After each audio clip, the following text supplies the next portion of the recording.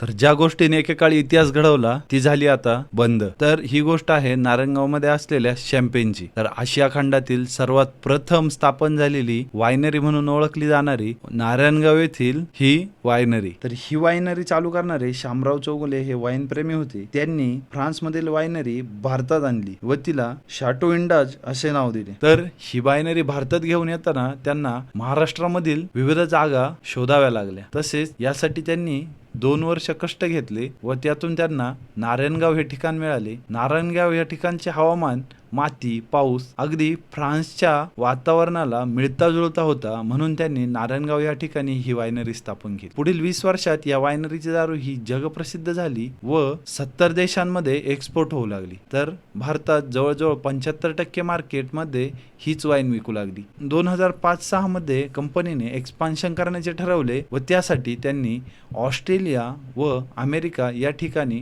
स्वतःचे प्रोजेक्ट उभे करण्याचे ठरवले. परंतु 2008 मध्ये जी जागतिक महामंदी आली त्यामध्ये त्यांना मोठा लॉस सहन करावा लागला व बाहेर केलेल्या एक्सपान्शन मधून कोणताही प्रॉफिट मिळवता आला नाही. त्यामुळे कंपनीचे लोन रिपेमेंट झाले नाही व बँककडून तपासणी झाली तेव्हा असे कळाले की कंपनीवरती 400 कोटीचे कर्ज होते व कंपनीची निव्वळ मालमत्ता फक्त 276 कोटीच निघाली. त्यामुळे बॉम्बे हायकोर्टने कंपनीला दिवाळखोर घोषित केले व यानंतर कंपनीने खूप सारे असे प्रयत्न केले, परंतु त्यातून काही निष्पन्न झाले नाही व 2026 येता येता DRTने कंपनीची सर्व मालमत्ता जप्त केली.